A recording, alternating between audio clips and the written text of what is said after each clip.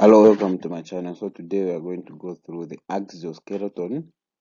So we are continuing from the appendicular skeleton. Now we are doing the axial skeleton. So a recap of what we talked about last time, or what we said. We said the skeleton can be divided in two subgroups. We have the axial skeleton, which has about 80 bones. You also have the appendicular skeleton, which has about 126 bones. In total, of course, there will be 206 named bones in the human skeleton. Then the axial skeleton consists of the bones of the skull, this is the cranium, vertebral column, ribs, and the sternum. Then the appendicular skeleton consists of the bones of the pectoral girdle, pelvic girdle, upper and lower limbs. That's what we talked about, and we went further and discussed the appendicular skeleton. Okay. So today we are doing the axial skeleton, which consists of the bones of the skull, meaning the cranium, the vertebral column, as well as the thoracic cavity. So the thoracic cavity, that's where the ribs and the sternum are found. Okay, that's the thoracic cavity. Then bones of the skull can be divided into the cranial bones, the vault. So the vault, that's upper part of the cranium, is known as a vault, and it's made up of two layers of compact bone separated by uh, a layer of spongy bone. Okay. Then base of the vault, which is the upper part, then the base, which is the lower part of the cranium. Then the face, we have the as also bones, so we just call them the face bones. So we have to remember that the skull consists of 22 bones and 7 associated bones which develop uh, separately but fuse together as they mature. Then the only movable bone in the skull is the mandible or the lower jaw. So the mandible is the only movable joint that we have in the skull. Okay. Okay, so let's continue. This is what we are talking about. So the skull has associated bones, about 7 of them. So we have the hyoid bone and the auditory oscars enclosing the temporal bones. Then we have the cranium, which has about 8. We have the occipital bone, the palatal bone, the frontal bone, temporal bones, 2 temporal bones, and 2 palatal bones, the one sphenoid, ethmoid. In the face has the 2 maxilla, and there's 2 palatine bones, there's 2 nasal bones, there's 2 inferior nasal cocci, and there's 2 zygomatic bones, the lacrimal bones, the vomer, and the mandible. So these are the cranial bones here, then these are the facial bones. Okay. Then this is the occiput, this is the palatal bone, this is the frontal bone, temporal bone, ethmoid bone, and the sphenoid bone. Okay, so these are the cranial bones. Then we have the facial bones. We have the mandible, the vomer, the lacrimal bone, the nasal bone, the zygomatic bone, and the maxilla. So these are the bones we are talking about. Okay, so the 22 bones plus the 7 associated bones. Okay, so then let's go to the start in details where we discuss the exterior of the skull. So the skull as a whole may be viewed from different points, and the views so obtained are termed the norma of the skull. So thus it may be examined from above. So meaning if it's above, we call it the norma verticalis. From below, the norma basalis. And from the side, we call it the norma lateralis. And from behind, we call it the norma occipitalis. And from the front, we call it the norma frontalis. Okay, so that's the thing about the exterior of the skull. So let me just repeat what we have said. So we are saying from above we call it the norma verticalis, then from below the norma basalis, from the side the norma lateralis, from behind the norma occipitalis, then from the front is norma frontalis. Okay, so normal verticalis, so meaning if you're viewing it from above, that's how you'll be seeing the top part of the cranial bones. Okay. Then the normal frontalis is when you are seeing it in the front. Okay. Then, so if you are seeing it from the front, that's where you are going to have the cranial bones up above and the facial nerves here, the facial bones here. Okay, so that's the uh, normal frontalis. Okay, so in the normal frontalis, this is also the normal frontalis. Now, we have the same mandible. So this is the mandible here, and this is the mental foramen. Then these are the maxilla bones, and this is the nasal bone. Okay, these are nasal bones here. And this is the zygomatic, the lacrimose, sphenoid, temporal. Then this part, the whole part is of this body here is the frontal. Okay. Then you have the superciliary arc. Then you have the supraorbital notch. Okay. So these are the bones of the skull. So you can even pause and even bones of the normal frontalis and pause and even go through. If there's some there are some that you want to check out, you can pause and even go through now. Okay, that's about the bones. So this is the face we're talking about. So in terms of the foramina of the face, so we have the supraorbital foramina. This is supraorbital foramina. We have the infraorbital foramina, and we have the mental foramina. These are the types of foramina that we have highlighted. Okay. Then you have the norma lateralis. The norma lateralis is if you're viewing from the side view. Okay. So we are in the side view of the parietal bones, we have the occipital bones, we have the temporal bone, we have the sphenoid, the nasal, the frontal, the zygomatic bone, and the maxilla can also be viewed. Even the mandible is also visible. Okay. Then other things apart from what we have already discussed could be the sutures. We have the coronal suture here, the squamous suture here, the lambda suture here. Then other things can have the mastoid process here, the mandibular conda here, the mandibular notch here, the mental eminence, the mental foramina. Okay, the coronoid process. This is the coronoid process. Okay, then the temporal process of the zygomatic bone is here. So these are, and this is the steroid process here. Okay, so these are some of the things that you need to know on the norma verticalis. You can even again pause the video and even just go through and see where we just go through and um, pause and go through the normal verticalis. Okay. Then other things in the normal verticalis, we have so this is the parietal bone. We say parietal bone. If in the painted atlas, this is the parietal bone, this is the frontal bone, this is the temporal bone. Then temporal bone, that's where we have the sphenoid bone. Okay. Then this in between, that's where we have the pterion. Okay, so that's about the normal verticalis. Okay, then in the middle, we have is what we call the middle meningeal artery.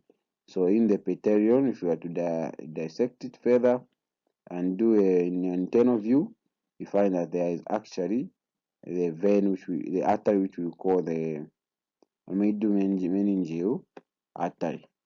Okay. Then in the normal basalis, so the normal basalis, so meaning if you are viewing it from the base. Okay, so from the base you have the foramen magnum. Okay, then you have the occiput, you have the hypoglossal canal, you have the styroid process, you have the temporal region, you have the sphenoid, the vomer, the zygomatic, the palatine, the maxilla. Then these are the incisive fossa. Then you have the greater palatine foramen, you have the foramen uh, lacerum, you have the foramen spinosum, okay, or the mandibular fossa, and this is the external auditor hiatus. Then this is the carotid canal. Then you have the styromastoid foramina here, then the jugular foramina here. So this is the normal basalis. Okay. Then in terms of the styroid foramen, it's here in the highlighted foramina. Then the mastoid foramina is here. Then the condylar fossa is here. Then the foramina ovale is here in the where it's written B3. Okay, so that's about the fossas. Okay, then this is at the back. So we have the sagittal sutures. We have the parietal foramina here. We have the even this other side. There's also the parietal foramina. We have the rhamboid suture here. So the sagittal suture connects the parietal bones together. Then the rhamboid suture connects the parietal and the occiput bone. Okay. Then the squamous suture is here. Then you have the parietomastoid suture. You have the occipitomastoid suture. Okay. Then you have the sutural bone here. Okay. Then you have the transverse occipital suture, the temporal bone here. So these are some of the things on if you are viewing it from the back. Okay, that's about if you view it from the back. Okay, then if you are viewing from the top, then you can see the fontanelles and sutures. So the anterior fontanelle is this, that's the anterior fontanelle. You have the posterior fontanelle here. Okay, so those are the fontanelles. Okay, when it develops, the fontanelles close off, and after they close off, then sutures are going to come in now, where they will be where they become immovable joints. So the sutures that connect the frontal and the parietal bones, that's the coronal suture. Then the parietal suture, that's the sagittal suture here. Okay. Then the rhamboid suture is this side on the parietal and the occipital bone. So that's about the sutures. After the fontanelles have been fused together, then we are going to have sutures. Okay, then this is the bregma suture, and also this is the lambda suture. Okay, so that's where, remember, that's where they were. Okay, so the bregma developed after the anterior fontanelle fused together. Then the lambda came together after the posterior fontanelle fused together. Okay, and then from the base, okay, this is what we are talking about. We are talking about the temporal, we are talking about the occiput. So these were some of the things we actually discussed, and these are some of the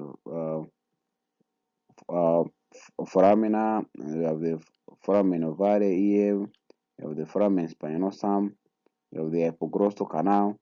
Okay, these are some of the things we actually discussed. In the optic canal is here. Okay, in the base. Okay, then again, these are still the same things we were discussing. The basalis, so the foramen magnum, okay, the foramen ovale, the temporal bone, the occipital bone, the ceratosica, the sphenoid. So these are some of the things we discussed when we are doing it from the base. Okay, then neonatal skull. So in the neonatal skull, we have actually touched some of the parts where we're talking about the anterior fontanelle, the posterior fontanelle. Okay, so this is how a neonatal skull looks like when a baby is born. So that at least when it is going in the passage in the maternal pelvis, when passing through the narrow passage, the bones are able to overlap together to reduce the size of the skull, so that at least it's able to pass. Okay, so if it was fused together, then it wouldn't have been movable. Okay, and no molding could have been occurring. Okay, So anterior fontanelle and the posterior fontanelle, then these are the metopic suture is here. These are the frontal bones. Okay, so that's about the neonatal skull. Okay, the palatal eminence, the anterior fontanelle, then the frontal eminence, the maxilla, the mandible. That's how a developing human um, looks like in terms of the bones. Okay, then on top, that's where the anterior fontanelle is, the sagittal suture. Then that's the posterior fontanelle when it's beginning to close off now. Okay, but the anterior fontanelle is one which usually remains for some time and doesn't necessarily close off there just after birth. So it takes some time for it to fully close off. And the coronal suture here, then you have the rhamnoid suture here. Okay, then we are done with the first part. Let's now talk about the sinuses. The sinuses are void chambers that are linked to the nasal cavity. Then we have so we have the sinuses. We can have the frontal sinuses, the maxillary sinuses, the ethmoid sinuses, and the sphenoid sinuses. Okay, so these are important so that if you hear an infection, someone is saying, someone had sinusitis, you'll be able to say, oh, there's inflammation of the sinuses, and you'll be able to say, okay, so if they're feeling in the frontal region, they'll be talking probably maybe the frontal sinus is one which has been affected. Okay, so that's the applied anatomy here.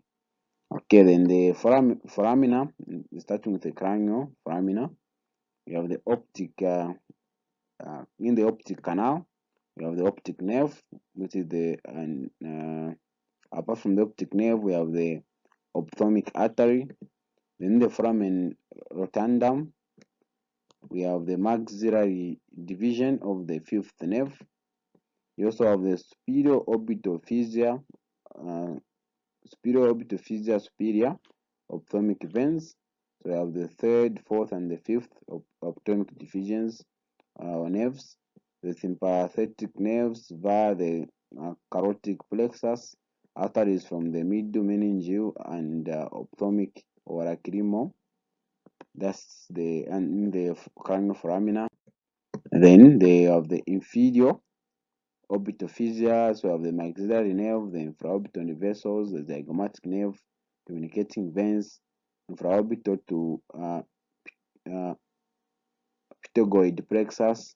You have nerves from the sphenopalatine ganglion to lacrimal gland.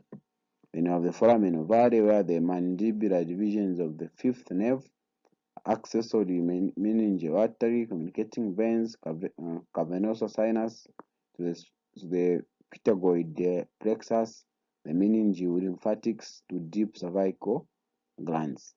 Okay.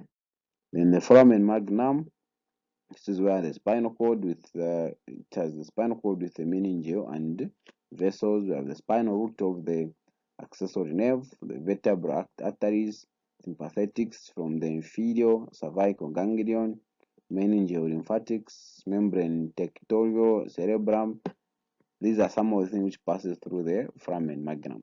And in the foramen spinosum, we have the middle meningeal artery, the ramus spinosus of the mandibular nerve, the meningeal lymphatics to deep cervical lymph nodes. Okay, so that's about the foramen. Okay, hope we are together with the lecture so far, and this is okay. So let's continue. So the hypoglossal canal. So we have the hypoglossal nerve, the meningeal branch of the ascending pharyngeal artery. We have the vein from the medulla to the pharyngeal plexus, the meningeal lymphatics. So these are what passes through the hypoglossal canal. Okay. So this is what passes through the hypoglossal canal. Then you have the foramen lacerum. So in what passes through the foramen lacerum is the internal carotid artery, the meningeal branch of the ascending pharyngeal artery, communicating vein from the cavernosa sinus to the pharyngeal plexus. then the meningeal lymphatics as well. Okay, then the styroid foramen, what passes through it is the facial nerve, the styroid mastoid branch of the posterior auricular artery. Then we have the jugular foramen, which is in the inferior petrosal sinus, the sigmoid sinus, and we have the 9th, the 10th, and the 11th nerves plus two arteries. We have the meningeal branch of the occipital artery, branch of the ascending pharyngeal artery, and the lymphatics as well. Then the carotid canal, we have the internal carotid artery and the lymphatic plexus. The lymphatics from the superior cervical ganglion, communicating veins from the cavernosa sinus to the meningeal plexus. Okay, then the internal auditory meatus, you have the facial nerve, the auditory nerve, the internal auditory vessels, so they are lengthined. So there are some of the things which passes through the internal meatus. Okay, so this is what we talked about when we discussed the sinuses, and we have already discussed what comprises the sinuses and what not. Okay, so now let's go to the occipital bone. The occipital bone is a trapezoid shaped bone situated at the posterior and inferior part of the cranium. It is pierced by a large oval aperture, which is the foramen magnum. Then the curved expanded plate behind the foramen magnum is named the squama occipitalis. Then the thick quadrilateral piece in front of the foramen is called the basilar part. So this is the occiput which has been highlighted. Okay, so that's the occiput. Then you have the palatine bone. So the palatine bone are paired bones of the skull that are situated between the maxilla and the pterygoid processes of the sphenoid, and they contribute to the walls of three cavities. And those three cavities, number one is the roof of the mouth, the floor of the orbit, and the floor of the lateral walls of the nasal cavity. Okay, then that's the palatine bone that you are seeing here. This is the palatine bone. That is how it's going to look like. Okay, so that's the palatine bone. It has a lot of surfaces. So this is the lateral surface, the orbital process, the orbital surface, the sphenopalatine notch, the greater palatine groove, the medial pterygoid, then the pyramidal process here, and this articulates with the medial pterygoid plate. Then this is the muscularis ovula on the posterior nasal spine, and this articulates with the lateral pterygoid plate. That's the palatine bone. Okay, so this is the right palatine bone, the anterior view, as well as the posterior view. Okay, then let's go to the vomer. Okay, so in the vomer, this is an unpaired facial bone located in the mid-sagittal line and articulates with the sphenoid, ethmoid, and the left and the right palatine bone, and the left and right maxillary bone. Then the vomer forms the posterior part of the nasal septum. That's the vomer. So this is the vomer bone we are talking about.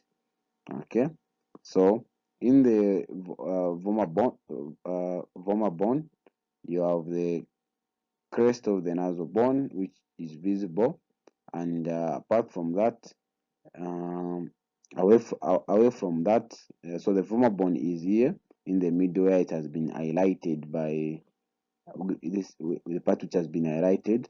Then what surrounds the vomer bone, we have the crest of the palatine, and as well as the crest of the maxilla and the bostrum of the sphenoid.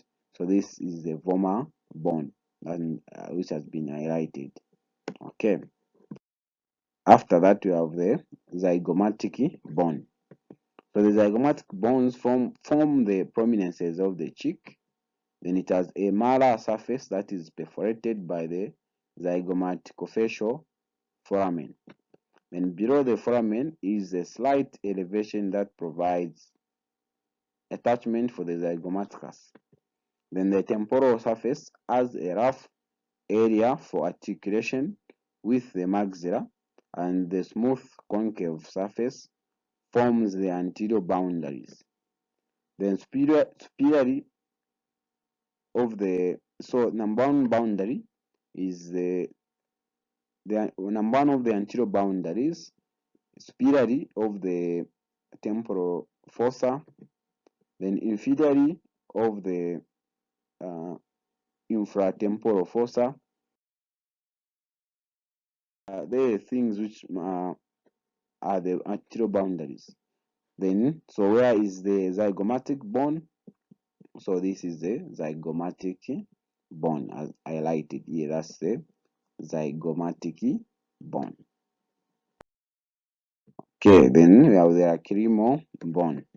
So this is the smallest and the most fragile bone of the face, located in the anterior part of the middle wall of the orbit, and it has an orbital surface which is divided by a vertical ridge, then the posterior lacrimal crest, then which is divided by a vertical ridge, then the posterior lacrimal crest into one. You have the lacrimal sulcus in front, then and behind you have the smooth surface that forms part of the middle wall of the orbit. Then that's the lacrimal bone. So this is the zygomaticus. Then as you can see inside the orbit, that's where we have the lateral side of the orbit, in the middle wall of the orbit. That's where we have the lacrimal bone. Okay. Then the temporal bones. So temporal bones are paired bones situated at the sides of the base of the skull and lateral to the temporal lobes of the cerebrum. Then the temporal bone consists of 5 parts. You have the squamous temporalis, the mastoid portion, which is the sponge bone, then the petrous portion, which is the dense, then the tympanic part, the styroid process. So this is the temporal bone. Okay, that's the temporal bone. Okay, so temporal bone, and has 5 parts as we discussed. Okay, so we talked of the squamous part, and this is how the squamous part looks like. Okay, we have the petrous part, the mastoid part. Okay, we have the tympanic part and the styroid process here. This is the temporal bone anatomy. Okay, Oppo, we are together on the temporal bone anatomy. Okay, so this is opening for the internal meatus. For the internal auditory meatus, that's where the opening is. Okay, so let's make progress. Okay. So let's go to the sphenoid bone. So this is an unpaired cranial bone situated at the anterior medial part of the skull, one of the bones that articulates to form the orbit. Its shape resembles that of a butterfly. Then it is divided into one. We have a middle portion known as the body containing the sella tussica. We have the 2 greater wings and 2 lesser wings. Okay, then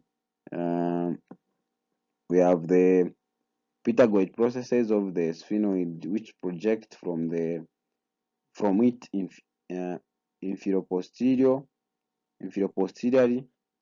Then the pterygoid articulates with the frontal, the palatal, the ethmoid, and the temporal, the zygomatic, maxilla, palatine, and the vomer, as well as the occipital bones. And it helps to connect the cranioskeleton to the cranioskeleton to the skeleton of the face. So that's where I have the sphenoid bone, and from this side you can view it from this side. So that's about the uh, sphenoid bone. So in between the zygomaticus and the temporal bones. Okay. Then That's how. So that's the body. So the body is going to look like this, and the optic canal is going to look like this, and the speed uh, orbitofissure, the foramen Rotterdam, the foramen ovale, the foramen spinosum, the medial plate, and the lateral plates. So the pitagoid process has been highlighted by the yellow part. That's the pitagoid process. So that's the structure. Okay. So the ethmoid bone, it is, let's now talk about the ethmoid bone. So the ethmoid bone is the bone of the skull that separates the nasal cavity from the brain. It is located at the roof of the nose between the two orbits. It is cuboidal in shape and lightweight due to its spongy nature. Then it's one of the bones that make up the orbit of the eye. So that's the ethmoid. So the ethmoid has been highlighted by the yellow part. So this is the ethmoid of uh, the ethmoid bone. Okay, that's the ethmoid bone. So let's make progress. So the ethmoid bone has three parts. You have the cribriform plate, the ethmoid labyrinth, the perpendicular plate. Then the ethmoid articulates with 15 bones. It also forms the superior nasal coca.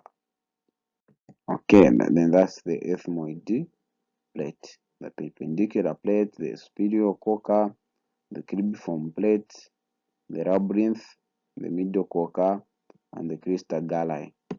Okay. Then let's go to the mandible. So the paired bone of the face forms the lower jaw and holds the lower teeth in place. Then in the middle on the anterior surface of the mandible is a faint ridge, the mandibular symphysis, and the mandible consists of the body, the ramus, then they have the alveolar process, the conda, which forms the temporomandibular joint, the TMJ, abbreviated, the temporomandibular joint, with the temporal bone. You have the coronoid, which provides attachment for the temporalis muscle, and also contains two foramina, the mandibular and the mental foramina. That is the mandible, how it looks like. Okay, that's the mandible. Okay. And then the mandible, as we discussed, we have the mandibular foramina, we have the um, so mandibular foramina of the lingular, the mylohyoid line, the alveolar part, the mental foramina, the corpus, the ramus, the mandibular angle, the neck of the mandible. Okay, that's the lateral view, and this is the medial view. Okay, then the mandibular notch is here, then the coronoid process is here. And that's the neck of the mandible. Okay, so we're done with the mandible, now the axilla, the maxilla. So the maxilla is a paired bone that forms the upper plate of the mouth. Each half of the fused maxilla consists of the body of the maxilla, then four processes of the zygomatic process, frontal process, alveolar process, and the palatine process. It also consists the infraorbital foramen and the maxillary sinus. So that's the maxilla bone. Okay, so this is the maxilla, the left maxilla, the right maxilla. So this is the maxilla in the lateral view. And this is the maxilla anatomy. The right maxilla, as you can see, you have the zygomatic process here, the infraorbital foramina, the maxilla tuberosity, the alveolar process, the alveolar yolks of the body of the maxilla, the canine fossa. Then you have the frontal process, you have the zygomatico-alveolar crest. Those are some of the maxilla anatomy that we need to look at. Okay, so that's the anterior view and the medial view. So in the anterior view, you can see the frontal process, the infraorbital margin, the infraorbital foramen. Okay, palatine process. Then, so in terms of function, so the various parts of the skull have the following specific and distinct functions. The cranium protects the delicate tissues of the brain. Then the bone eye sockets provide the eyes with some protection against injury and give attachment to the muscles that move the eye. Then the temporal bone protects the delicate structures of the ear. Then some bones of the face and base of the skull give resonance to the voice because they have air-filled cavities called sinuses. And the sinuses have tiny openings into the nasal cavity. Then the bones of the face form the oars of the posterior part of the nasal cavity. Then they keep the air passage open, facilitating breathing. And the maxilla and the mandible provide alveolar ridges in which the teeth are embedded. Then the mandible is the only movable bone of the skull, and chewing food is a result of raising and lowering the mandible by contracting and relaxing some muscles of the face and the muscles of mastication. Okay, so those are the functions of the uh, those were the functions of the skull. In terms of clinical application, we have fractures affecting the facial bones, which are common and they occur in road traffic accidents, sport injury, accidents at work, increasingly as a consequence of interpersonal violence. So I myself have seen one from a road traffic accident who was involved in a road traffic accident and actually had an open maxillofacial fracture. Okay, that's due to a road traffic accident. Okay, then fragile bones that could easily fracture, we have the lacrimal bone, orbital plate of the ethmoid bone. Then infection spread sometimes could happen through the cribriform plate of the ethmoid bone. Then fractures of the temporal bone could cause injury to the middle meningeal artery. Then in hydrocephalus, this is also one of the applied anatomies in hydrocephalus. Then these are some of the other applied anatomy for the incomplete cleftlet, cleft bilateral cleft lip, but these have to do with the especially on the cleft palate. So these have to do with structures surrounding the cranial and the base as well. Okay, so here everything that we have discussed is from the so we have discussed all the bones of the cranium. We have also discussed the base. We have discussed the facial nerves, facial bones. We have discussed the entire part of the upper part of the cranium. We have discussed this the skull, the bones. Okay, so we are now moving on the lower body. Okay, since we are done with the base, we are done with the normal frontalis, we are done with the verticalis. So we now need to move to the other one. So that's the whole entire part of the first part, the entire first section. We are talking about the skull. Okay, so let's now move to the vertebral column. The vertebral column is formed from 33 bones and 23 intervertebral discs, which transmits weight of the trunk to the lower limbs, surrounds and protects the spinal cord, serves as the attachment sites for muscles of the neck and back, and it is held in place by ligaments. So anterior and so ligaments, we have the anterior and posterior longitudinal ligaments, we have the ligamentum flavum, the supraspinous ligament. This is what holds the vertebral column in place. Okay, the ligaments which held it in place. Then the vertebral column is made up of the following sections. We have the cervical vertebra, where we have 7 cervical vertebrae. Then the thoracic vertebrae, we have 2 thoracic vertebrae. Then the lumbar vertebrae, we have 5 of them. The sacrum 1, the coccyx 1.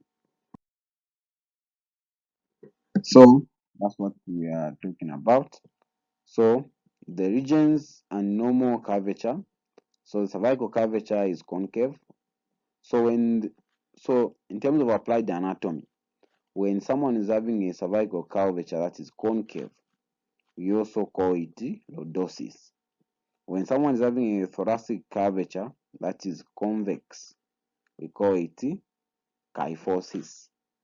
When someone is having a lumbar curvature, the lumbar curvature, forms a lordosis. Then the sacral and the coccygeal curvature together forms a kyphosis. So this is applied anatomy, and this is you need to understand. Okay, and the terms that we may use for even other, maybe referring to conditions and other diseases. Okay, then general structure of the vertebra. So this is general structure of the vertebra. We have the body of the vertebra. You have the vertebra foramen. We have the vertebra arc, the spinous process, the lamina, the transverse process, and the pedicle, and as well as the spiro-articular process and the facet. In the cervical vertebrae, we have the 7 cervical vertebrae. So the cervical vertebrae are 7, of C1 to C7, smallest and lightest vertebra. So C1, C2, and C7 are atypical cervical vertebrae. Then C3 to C6 are typical cervical vertebrae. So C1, 2, and 7 are atypical. Then C3 to C6 are typical cervical vertebrae.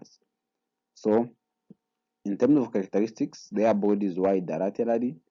Then the spinous processes are short and bifid, except for C7. Then the vertebra foramen are large and triangular. Then the transverse processes contain transverse foramina. Then superior-articular facets face superior-posteriorly. Okay. Then this is the cervical vertebra.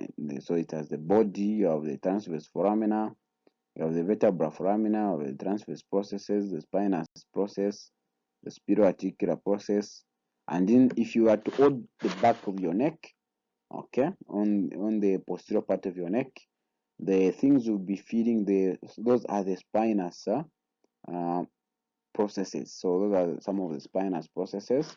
So that's what you'll be able to feel if you are to touch your cervical region, the posterior part. Okay, those are the cervical vertebrae, and there are 7 of those. Okay, so that's what we are talking about, the cervical vertebrae. So C1 up to C7. The C1, so the first cervical vertebra is actually known as the atlas. Then the second is known as the axis. Then C7, that's the vertebra prominence. Okay, so that's about the cervical vertebrae. Okay, then atlas, so meaning the first cervical vertebra. This is the superior view of the atlas. You have the posterior tubercle, the posterior arc, the transverse foramina, the anterior arc, the anterior tubercle, the posterior articular facets. That's the atlas. Then that's also the anterior view. Then the inferior view. This is the inferior view of the atlas. Okay. Then atlas C1, it has no vertebral body, hence it is atypical. Then the transverse processes, it has transverse processes, but it has no true spinous processes. That's why it's very difficult. In fact, you can't even necessarily even feel it if you are to touch where your spinous processes are. But for the C3 to C6, you can feel them. Okay. Then supports the weight of the skull through two facet surfaces. You have the atlanto-occipital joint or the C0 to C1 articulation. Then also can do flexion and extension. So these are this primary movement. Then can also do lateral flexion slightly. Okay, then this is the atlas. So C1. So the first cervical vertebra is known as atlas, and it has no body that you can actually appreciate, and even the spinous processes also you can't necessarily appreciate them. That's the C1. This is the inferior view, and this is the superior view. Okay, and that's the facet we are talking about. The vertebral foramina, the anterior tubercle, the transverse foramina, transverse process, then the posterior tubercle, the groove for vertebral artery and first cervical nerve. Okay, then let's go to the second thoracic vertebra, second cervical vertebra. So the second cervical vertebra is known as the axis. So it has a small body with a superior projection, which is known as the dens, and it's also part of the atlantoaxial joint, and dens and atlas articulation as where it occurs. Then it is also able to do rotation of the skull. And this is the uh, structure of the axis.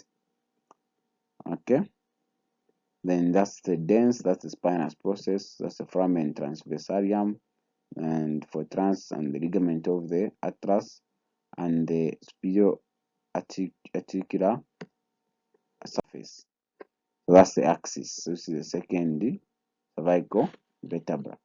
So this is the spinous process of the dens, the odontoid process, and of the superior articular facets here. Okay, so this is the fourth cervical vertebra. This is how it looks like. It's as a body that is well defined, the processes that are well defined. Okay, that's the superior aspect. So one is the body, then two, that's the superior tubercle. Two, this is the superior tubercle of the transverse process. Then three, that's the pedicle. Then four, that's the lamina. Then five, that's the bifid spinous process, or the spinous process. Then of the anterior six, where is six? Six is here. That's the anterior tubercle of the transverse process. Then seven, we have the foramen transversarium. Then eight, we have the superior articular facet. Then nine, we have the foramen, the vertebral foramen. Okay, that's the fourth one.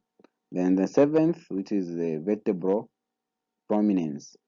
Okay, that's the seventh cervical vertebra.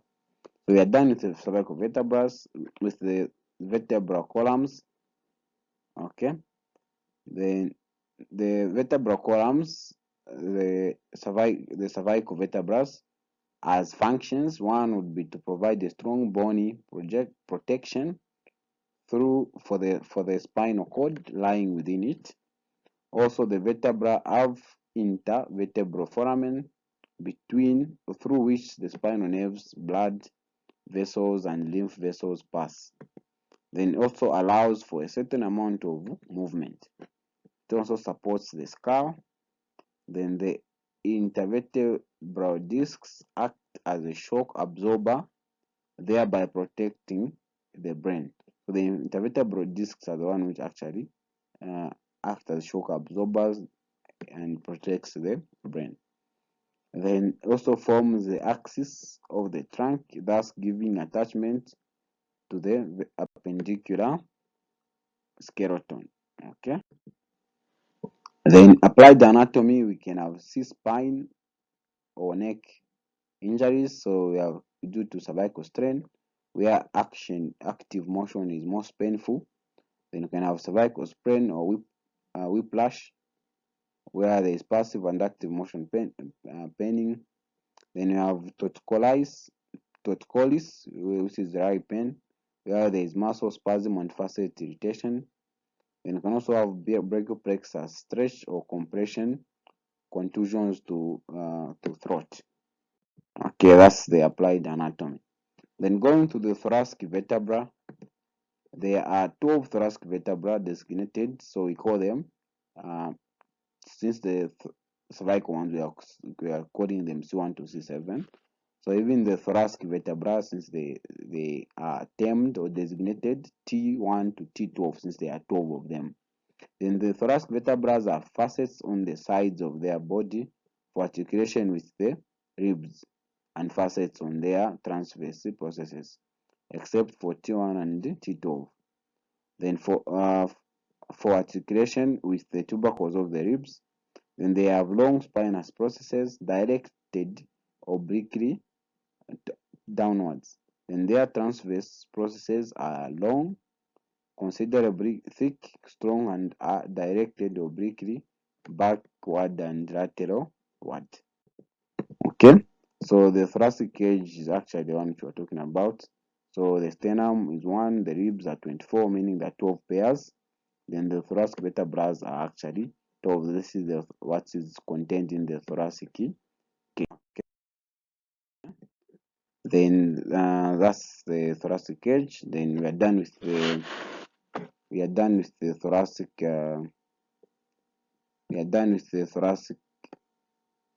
vertebrae. Then the lumbar vertebrae. So the lumbar vertebrae, there are 5. There are actually 5 of those. So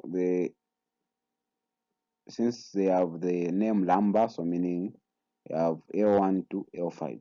So they are designated L1 to L5. They are the largest segment of the vertebral column.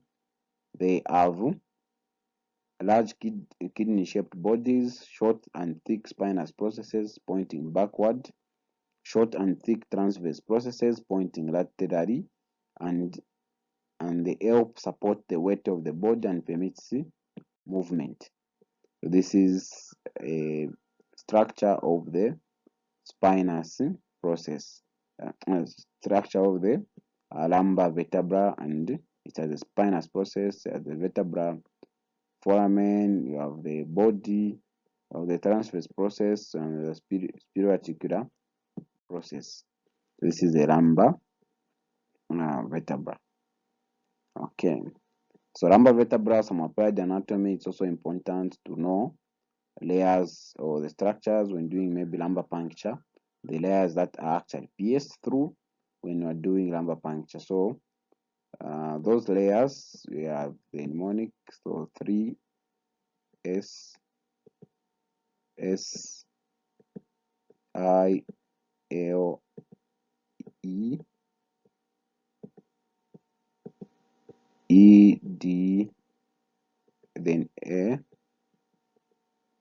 then S. So it reads 3S radar. So when doing lumbar puncture, we actually go through some of the structures, but we don't necessarily puncture the lumbar vertebrae. We actually go in between and we actually pierce through. So this is also some of the things you actually need to know on the lumbar vertebrae. So as the name suggests, lumbar puncture. Okay, so those are the layers we usually go through when doing lumbar puncture, but we don't necessarily actually pass through the spinous process or anything. Okay, because we actually go through the skin, the supraspinous, the skin, the subcutaneous tissue, the supraspinous ligament, the infraspinous ligament, the ligamentum flavum, the epidural, the dura, the arachnoid space, and subarachnoid space. Okay, then the sacrum. So we are done with the lumbar part. We're now on the sacrum. So the sacrum is a large triangular bone which is made up of 5 fused vertebrae, so S1 to S5, and forms the posterior part of the pelvic cavity. It has lateral projections called alae, which are wings, and articulates with the hilum at the sacroiliac joint. Then the upper part of the sacrum articulates with the 5th lumbar vertebra and this lower part with the coccyx. Then the superior part of the sacrum is tilted forward, forming the promontory. Then it contains the sacral canal, which is a continuation of the vertebral canal. It also contains 4 pairs of sacral foramina anteriorly and as well as posteriorly. Okay, so this is the anterior view. So the sacrum, this is the upper part is sacrum because underneath it is a coccyx. So the body of the first sacral vertebra, that's the first sacral vertebra. Then the sacropromontories are on top of that. Then the ala, that's we are talking about the wings. So these are the wings. Okay, then you have the transverse ridges, which are the site of vertebral fusion, and these are the anterior sacral foramen. And in the posterior view, you have the posterior sacral foramen, you have the median sacral crest. Okay, then the lateral sacral crest are also here. So the foramen, both anterior and the posterior one. And then this is the sacral hiatus. Okay, that's about the sacral. That's about the sacrum. Then the coccyx. So the coccyx, this is the final segment in the vertebral column, formed from four fused bones superiorly and articulates with the inferior part of the sacrum via a fibrocartilaginous joint. Then the sacrum forms the posterior inferior part of the pelvic cavity. Then we are done with the sacrum. Now let's look at the thoracic cage. So we had already introduced the thoracic cage, where we said we have the sternum and the ribs. Then the ribs we say they are 24, but the pairs are actually 12. Okay, then the ribs are further divided into true ribs, false ribs, and floating ribs. So true ribs are the first 7, so they actually have true articulation. Then the false ribs don't necessarily have true articulation. Then the floating ribs, as the name suggests, they don't have any articulation with the body of the sternum. Okay, so those are the ribs. Okay, then this is the anterior view of the thoracic cavity. So that's these are the structures found in the thoracic cavity. You have the sternum, we have the costal cartilages. So the costal cartilage is the one which gives even so this costal cartilage. So and you have the floating ribs. So the floating ribs don't articulate with the costal cartilages, and the floating ribs actually fuse together and they actually go and articulate uh, in the sternum. Okay, so let's start with the sternum. So the sternum has parts as well. So you have the manubrium. So the manubrium has the jugular notch on top. Then articulation with ribs number 1 and 2, and the clavicular articular facets, and is as the sternal angle, which is found in the second rib. Then it also has the body, the sternal body. So the sternal body articulates with rib 2 to 7. So that's why we call them true ribs, because they actually have true articulations. Then you have the xyphosternal joint. Okay, so it has the xyphosternal joint. Then after the body, so we have the manubrium, the body of the sternum. Then you have the xiphoid process, and that's where the cartilage calcifies through time. The partial attachment of many muscles. So this is what we are talking about.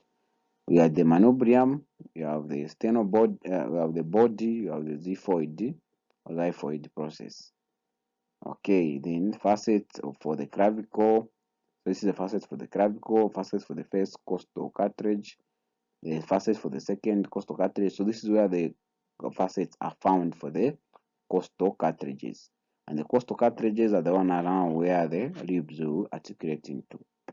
Okay, so that's what we are talking about. Okay, this is the sternum. Okay, that's how the sternum looks like. Then the joint in between the manubrium and the body of the sternum, we call it the manubrio-sternal joint. And actually, I've even seen someone who came with actually they had the manubrio-sternal joint dislocation. Apparently, they were doing something and they had a dislocation in the manubrio-sternal joint. It was a very good thing to witness. Okay, then applied anatomy or the clinical notes. So the sternum and the marrow biopsy. So since the sternum possesses the red hematopoietic marrow throughout life, it is a common site for marrow biopsy. And under a local anesthetic, a wide bore needle is introduced into the marrow cavity through the anterior surface of the bone. Then the sternum may also be split at operation to allow the surgeon to gain access through the heart. Then great vessels and as the thymus. Then ribs, so we are done with the sternum. Then ribs, we have 12 pairs, so total we are 24. So since they are in pairs, so pairs we have 12 pairs and arranged so that they pass forwards and slope downwards. Thus, the anterior end of the rib is at the lower edge, at the lower level than the posterior part. Then in the posterior part. Then rib 10 has the longest costal cartilage. Then each rib has a head, neck, angle, and a shaft. Then ribs 2 to 9 are known as the typical ribs, whilst rib 1, 10, 11, and 12 have their own distinguishing features. Okay, so anatomy of the ribs. So we have true ribs, false ribs, and floating ribs. So true ribs, this is the upper 7 ribs that are attached anterior to the sternum by their costal cartilages. Then false ribs, the 80th, the 90th, and the 10th ribs pairs of ribs are attached anteriorly to each other and to the 7th rib by means of their costal cartilages and the small synovial joint. So they don't necessarily attach directly, they attach through the 7th rib. So that's why they are known as false ribs. And the one that don't necessarily have any anterior attachment, we call them the floating ribs. So the 11th and the 12th pairs have no anterior attachment. Okay, then the typical rib. So this is a long, twisted, flat bone having a rounded, smooth superior border and a sharp, thin inferior border. Then the inferior border overhangs and forms the costal groove, which accommodates the intercostal vessels and nerve. Then the anterior end of each rib is attached to the corresponding costal cartilage. Then a rib has a head, a neck, tubercle, shaft, and angle. Then the head has 2 facets for articulation with a numerically corresponding body and that of the vertebra immediately above. Then the neck is constricted portion situated between the head and the tubercle. Then the tubercle is just a prominence on the outer surface of the rib at the joint of the neck with the shaft, and it has a facet for articulation with the transverse process of the numerically corresponding vertebra. Then the shaft is thin and flattened and twisted on its long axis. Its inferior border has the costal groove. The angle is where the shaft of the rib bends sharply forward. Then the 2 ribs, the first 7, 1 to 7, the first ribs, as you can see, the air costal cartilages are attaching to the 7th rib. Okay, then the floating ribs have no attachment. So what we are talking about when we introduced ribs. Okay, then the intercostal spaces. So it is just a space between 2 ribs. Since there are 12 ribs on each side, there are 11 intercostal spaces. Then each space contains intercostal muscles, intercostal neurovascular bundle, and the lymphatics. Then this is what we are talking about, the comparison of major um, structures of features of cervical, thoracic, and lumbar vertebra. So if you want to know how they are different, this is actually a very good one. So the body for the cervical is small, the thoracic is large, and the lumbar largest. So you can pause and even actually go through to know the differences of the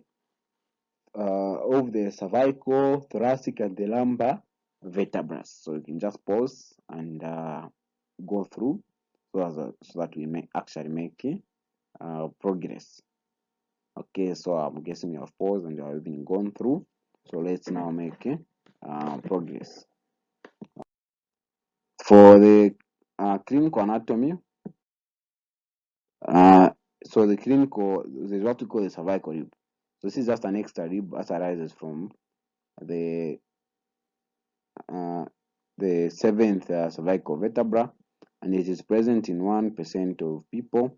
Complications that can cause pressure on nerves and arteries supplying the upper rib, causing tingling and numbness, which can lead to partial paralysis, ischemic muscle pain as well can occur.